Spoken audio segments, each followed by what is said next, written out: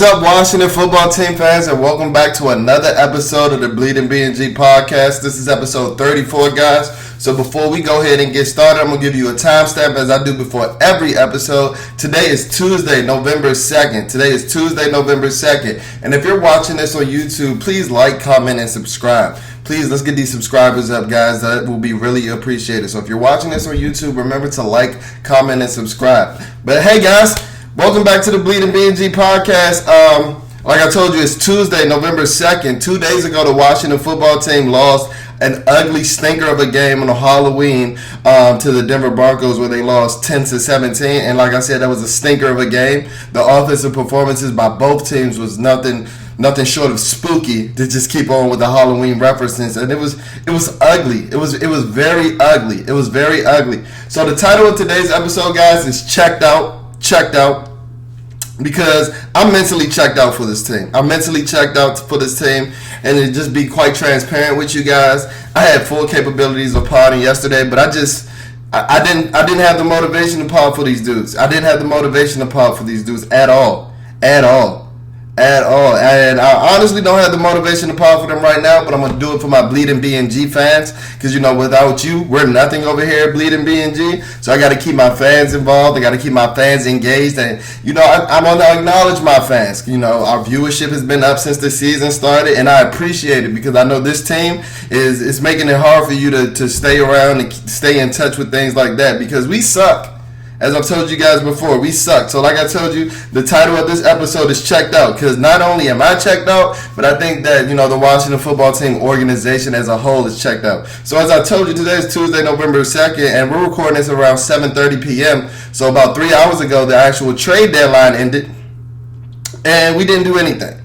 And I'm going to touch on that because it just seems like we're just giving up on the season, and this season is over. I'm going to touch on that, but first let's just recap the game, as we always do. This isn't going to be a long pod at all. I know I say that a couple of times before, and we ended up having 25-plus minute pods. This isn't one of those guys. Like I told you, I'm through with these dudes. Until they show me that they're fully invested into what they do as far as football players and performing on the football field, I'm going to take some time in being fully invested in this team. So, no more 40-minute pause, not for the time being at least, until I see some improvement and a sense of urgency in this organization. So, just to recap the game, to start with the offense, Taylor Heinicke is not the one. I've sat here and listened to you guys, listen to my episodes and come back everything that I've said week in and week out. Well, it's week 9, and if you don't see that number 4 is not the one, then I don't know what to tell you. His stat line read is he threw for 270 yards, 1 touchdown, and 2 interceptions with a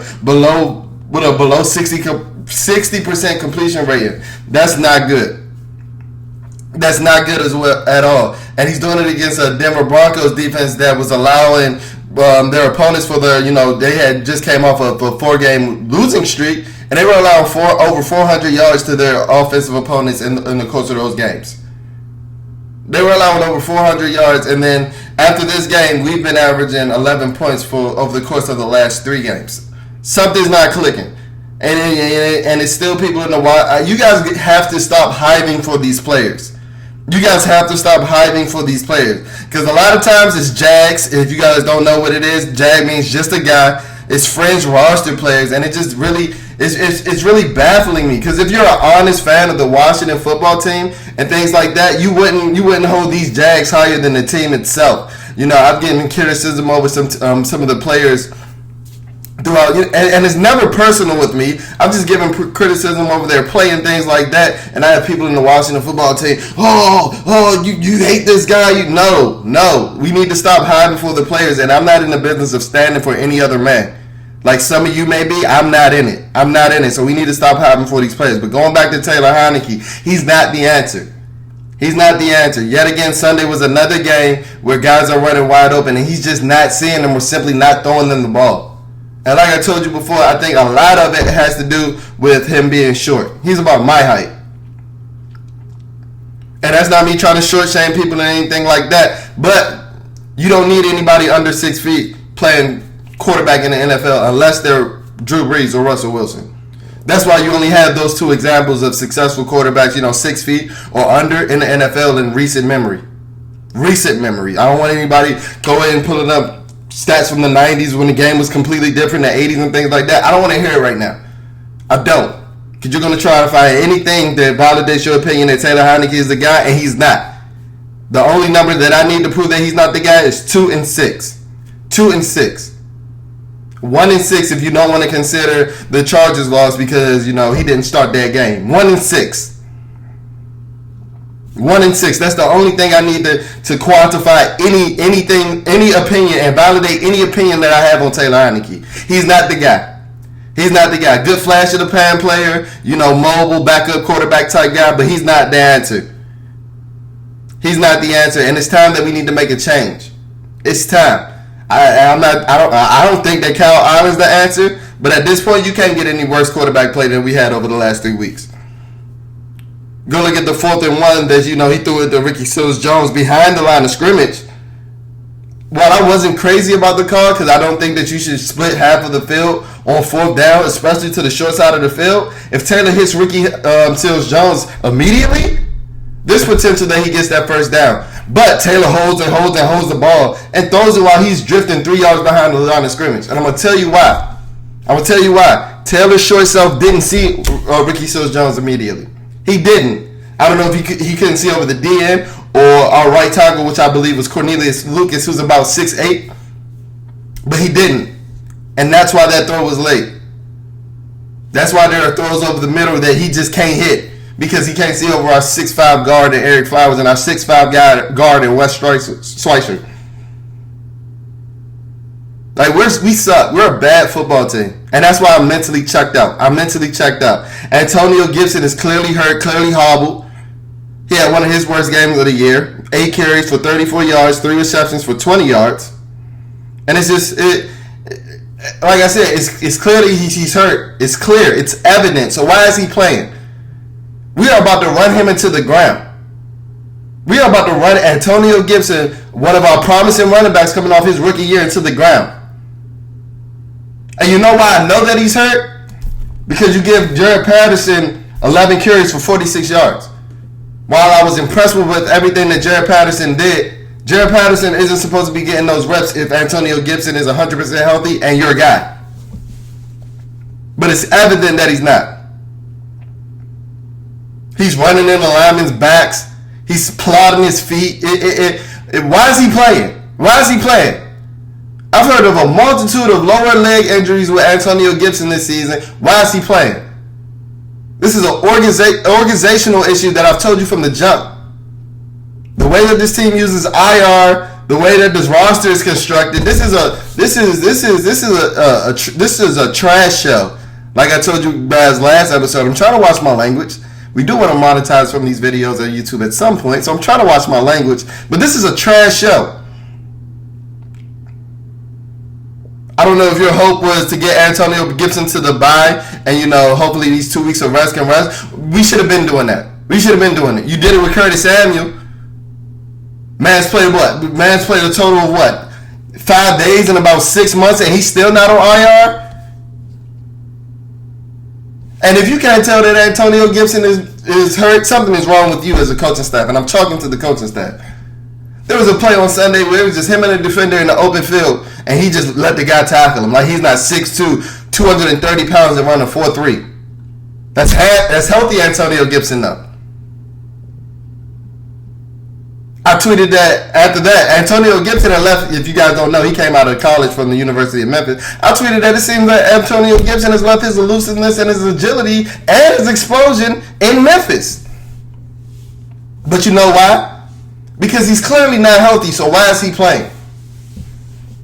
Running backs isn't one of those like, first of all, running backs are one of those positions that you just keep collecting and totaling hits until the wheels fall off. And second of all, stress fracture injuries are ones where you just keep pounding impact and wear and tear on it. Like, what is going on? Like, what is going on? J.D. McKissick had a decent game where he was our leading receiver. He had 8 receptions for 83 yards. Also had 13 carries for 18 yards, and he was clearly our best back on the field Sunday. Clearly.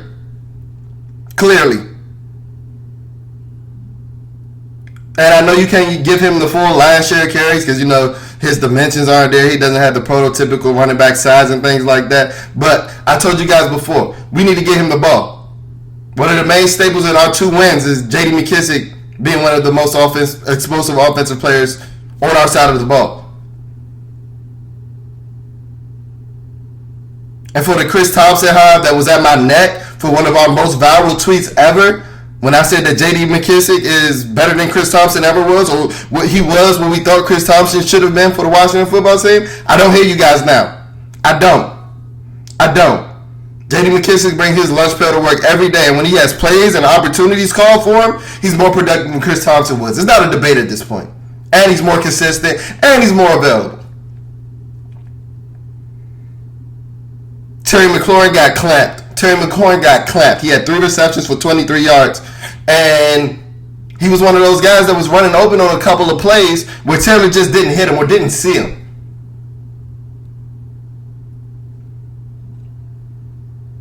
As I told you before, since De'Ami Brown and Curtis Samuel's injury, it's like Terry and the Pips. Well, yesterday, on Sunday, Terry was one of the Pips as well. Don't get me wrong, I did think that Denver had a great game plan for him. They were bracketing and doubling him most of the game. But there were reps that he lost to Patrick Surtain Jr. Don't be fooled by that. Don't look at Terry McLaurin through your rose-tinted lenses as a Washington football team fan. I love Terry McLaurin too. I think he's a top 10 receiver in the NFL. But if that statement is true, you can't be losing as many reps to Patrick Surtain Jr. as you did. And like I said, Terry, I know you were bracketed. Justin Simmons played over top Kareem Jackson. They used him on each side. They were bracketing you in the slot, something that most NFL teams don't really do.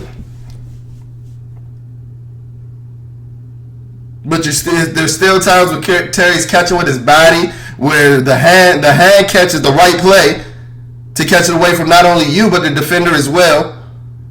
And like I said, if you're a top 10 receiver, you're not losing that many reps to Patrick Surtain Jr. I don't care how good he is. He's a rookie. He's not prime Deion Sanders. So like I'm just checked out of everything. Because the things that were going on well early in the season, like Taylor Heineke, like Terry McLaurin, they're just not showing up anymore as well.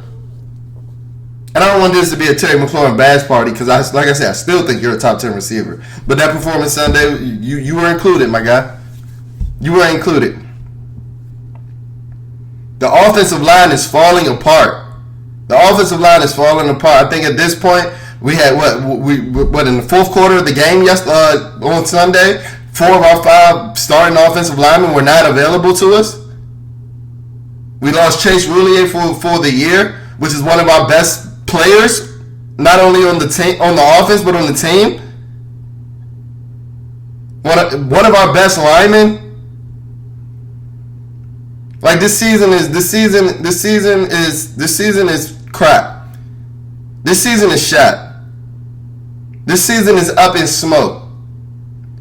And as a Washington football team fan, as I've gotten older, you always have to move the goalposts. You got to move the goalposts to find some type of success. Because I told you guys 2 episodes ago, we're in an abusive relationship. So we have to convince ourselves that we're progressing year in and year out. So, before, when I was real young as a kid, innocent and things like that, I was upset when we didn't make the playoffs. I was angry. I'm 25, about to be 26 this month. But over the course of the last 6-7 years, as I've grown up and mature, I just hope to have meaningful football after Thanksgiving. The seasons where the games don't matter by Thanksgiving, those are like the worst seasons that you can ever go through. And we've had plenty of those as a Washington football team fan. Well, guess what? This is another one. Because this season is over. At 2-6 going into your week 9 bye week, this season is over. Not just because you're 2-6, but because your team is falling apart as well. Like I said, it's Terry and the Pips because Curtis Samuel, De'Ami Brown, it seems like every receiver we have hurt, Logan Thomas. 80% of our offensive line was out by the fourth quarter of last week's game. And isn't it quite a coincidence that all these injuries are happening once the DEA comes to FedEx Ashburn Park and takes our head athletic trainer in the midst of a raid? Isn't that a crazy coincidence? Only with the Washington football team. Only with the Washington football team. Only with the Washington football team, guys. I can't make this up. I cannot make this up. Sadiq Charles, you were getting whooped. You were getting whooped. Maybe if you were off Instagram shooting all these rap videos and in the studio and things like that and actually working on your game, you wouldn't have one of the worst performances I've seen from a Washington offensive lineman in a while. Because the offensive line, contrary to belief, has been pretty good this season. Not on Sunday. That's it for the offense. Like I said, we're not spending too much time on these guys today. The defense, Chase Young, why you didn't play back? I'm losing it for you. I'm losing it for you. I'm losing it for you. And I don't care who's listening in the Washington football team community. Because you guys seem to hire for Chase Young as well. And it's weird. I made a tweet directly after the game because 12 minutes after the game finished, Chase Young posted, the forced fumble that he had with about 17 seconds left in the game. But this is also your number 2 pick that was deemed the generational talent that is on pace for a 3.2 sack season, that missed OTAs and minicamps to shoot eBay commercials, that told, what was after the Bills game? They said that everybody needs to stop BSing. Everybody needs to stop BSing. But this is a guy that think that one player is good enough. And like I said, I'm not that get off my... I'm not old at all. I'm not that get off my line type guy. But there's just too many inklings of me that I'm seeing with Chase Young where I am concerned. And all you people in the Washington football team community that replied to your tweet, kiss my butt. You lucky I don't want to... I'm not saying what I want to say. Be keeping it PG-13 rated for YouTube. Kiss my butt. Because guess what? Personally, in real life, I guarantee you I know Chase Young better and more than all of you comment and reply. Oh, just unfollow him. Why are you so worried about it? Shut up.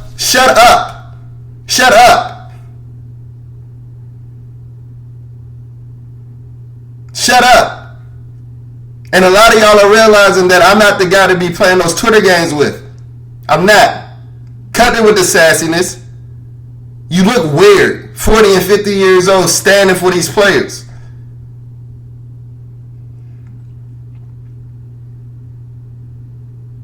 It's ridiculous. And when we talk ball with you, because we can talk ball better than most of you guys, all of you guys. I'm tired of being humble. A lot of you fans can't talk ball with us over at the BnG podcast. Some of you guys can. Don't get me wrong. But they know who I'm talking to, the ones that can't, because I let them know on Twitter. I let them know on Instagram. But I'm checked out, and I don't have time to be debating with members of this community over a team that's trash, that doesn't care about the team as much as I'm supposed to care about them. Players on the team don't care about the team as much as I'm supposed to care about them. I'm over it. Some of the bright sides on the defense did play better for the second week in a row, but they still aren't playing like the top 5 dominant defense that we expected them to be going into the season. That's why I'm like, us in the Washington, we got to stop moving the goalposts. We got to remember what it was. There were personalities on ESPN that said we were potentially competing for a Super Bowl because of our defense and what our defense was going to do this season. So no, please forgive me if I'm not hyping up a forced fumble by Chase Young with 17 seconds left in the game. Please forgive me if I'm not incensed because we had to wait till week 7 and week 8 for 2 decent defensive performances that we still lost in. Yes, I'm a fan at the end of the day, but I'm objective and I'm not biased. I told you guys before over at BnG, we're going to give you the realest, raw outlook, analyst, insight, and everything you're looking for on the Washington football team. So sometimes you can't be nice. When you're being honest all the time, you can't be nice all the time. Some of the bright spots, from the game on Sunday, Jonathan Allen's a beast. And honestly, behind Aaron Donald, I think he's the second best defensive tackle in the NFL right now. I think he leads all defensive tackles in sacks right now, and he's the best player on this team. He's the best player on his team, with Terry McLaurin a close second, but I don't think Terry McLaurin's top 5 in his position group like Jonathan Allen is. If Jonathan Allen was supposed to highlight 12 minutes after the football game, I wouldn't have anything to say because he's earned it. Not this number 2 generational talent that we've been clamoring over for the last 2 years. That has 1.5 sacks in 8 games.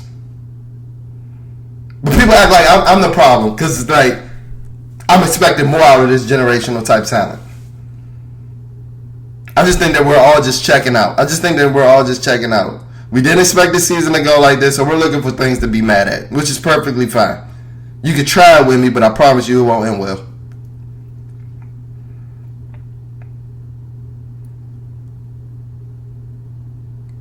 The defensive line, while they play better, they're not the dominant. They're not. You can't see that. These are the top 4 first round picks that we invested in. You don't see that play in and play out. You don't. I'm honestly upset that we didn't look to trade either Deron Payne or Tim Settle during this trade deadline, because you're not going to be able to keep and pay off for these guys because they do have that first round pedigree, no matter how bad they're playing right now. Like, the outlook is bad. And I find myself actively rooting for Washington to lose games. Because guess what? We're not going to win anything of significance until we get a franchise quarterback. So Malik Willis, Sam Howell, Matt Corral, Carson Strong, Kenny Pickett, my personal favorite, come on down. Because I'm rooting for us to tank. We got 9 more weeks of this. I'm rooting for 9 losses. Because the long-term prospects, we're not winning anything until we get a franchise quarterback. Not saying that those guys are guaranteed, but they're better than everything that we have right now.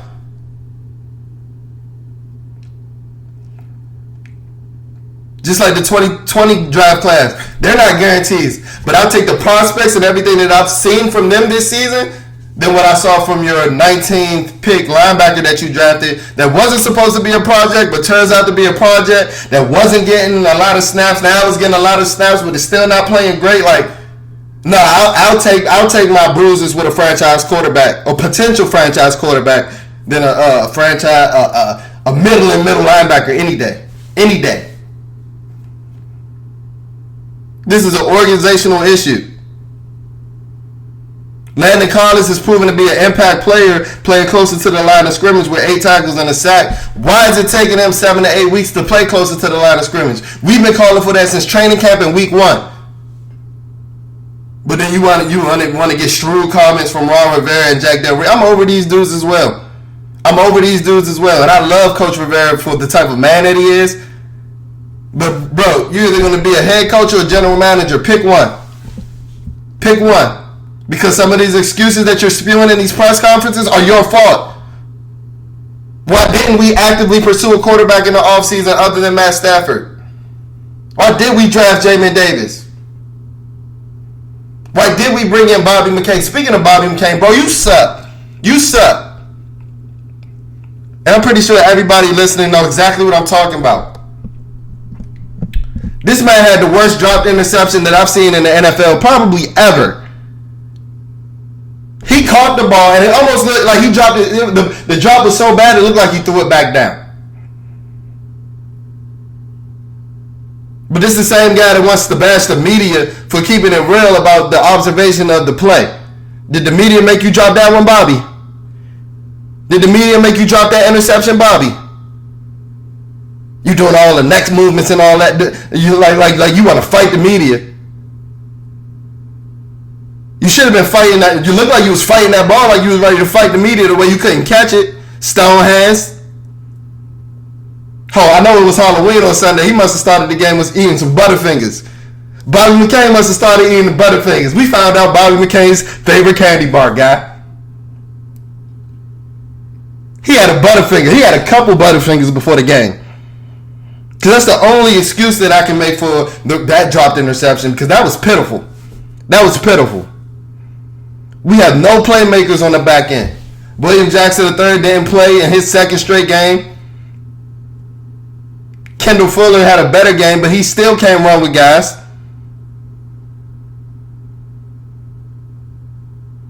I love Cam Curl getting more snaps, and I don't think that it's a coincidence. Once he started getting an increase in snaps, the defense has had better performances in the last 2 weeks, playing his natural position of strong safety.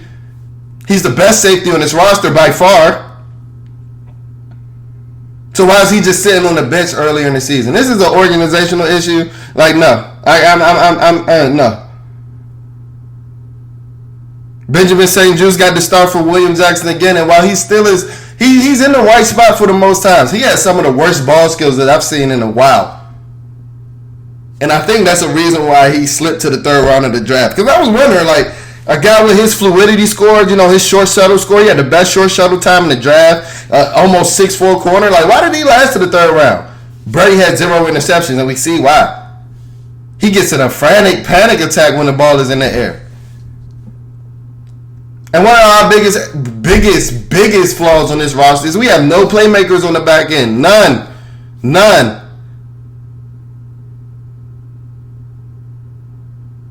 Despite how much I love Cam Curl, he hasn't really shown the playmaking ability that he showed his first year. And if you're going to have bad defenses, you at least need a couple playmakers with exceptional ball skills that's going to make plays on the ball. That's going to get you the ball back. Maybe in the red zone and things like that. Speaking of the red zone and speaking of this offense, why are we so bad in the red zone? I'm going to tell you why. This is when we get into our football insight bag. Guys, we are so bad. I think it was a stat today, and I don't know if it was hyperbole, exaggeration, but we're averaging like 2 points per red zone drive for like the last 3 weeks or things like that. It's like 2-3 points or something like that. That is pitiful, but I'm going to tell you why. Because the windows get tighter in the red zone. You need more velocity on your throws in the red zone. You got to make quicker decisions in the red zone. And number 4, Taylor Heineke isn't capable of doing any of those. Any of them. And it's showing week in and week out. But it's still guys in the Washington football team community still thinking that he's the answer at quarterback. What is up with y'all? What is wrong with y'all? What is wrong with you? I just feel like you're trying to be a contrarian at this point. But now, I done found myself yelling, and like I told you, I'm checked out. We done almost reached the 30-minute mark. I told myself I wasn't going to do this. I'm going to enjoy my bye week.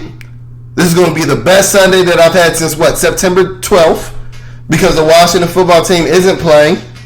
We'll be pushing out episodes and other content on our social media pages throughout the week, but I'm not doing this. I'm not. Like I told you, I can't be invested in this football organization more than the people that make up the organization. That's everybody included. There's no sense of urgency in Coach Rivera's press conference comments. There's no sense of urgency in the front office. No moves were made during the trade deadline. It's like they've given up. So guess what? I'm thinking about giving up too. So if you enjoyed this episode, please, like I said at the beginning of it, like, comment, and subscribe on my YouTube. We're available on all podcast platforms, but on Spotify and especially Apple Podcasts, please rate, please leave a review so that we're, it's one of the first things that is pushed up. Let's finesse these algorithms. So we're one of the first things that's popped up when you're looking for anything Washington football team content related. If you're following us on Twitter, if you're following us on Instagram, if you're not following us on Twitter or Instagram, please tap into those social media pages as well. We give you daily updates. We give you discussion posts. We give you some recaps and coaches' comments and breakdowns and analysis that you may not get on the podcast, but we're pushing out something Washington football team related every day, daily, every day, every week, 24/7, 365. Because we're trying our best. This football team is making it hard, but we're trying our best to be your number one source for everything Washington football team. So if you don't follow those social media pages, our Instagram is at BleedingBnG. That's BleedingBNG, BNG. Our Twitter is at BleedingBNG. Spelling is a tad bit different. That one is at BleedingBNG. So it's only one G in our Twitter handle. And like I said, guys, just please keep being tapped into the Bleeding BnG podcast. I know this has been a long, rough season, but we're going to get you through it. Thank you for checking in to episode 34 of the Bleeding BnG podcast. I'll tap in with you for episode 35. Peace.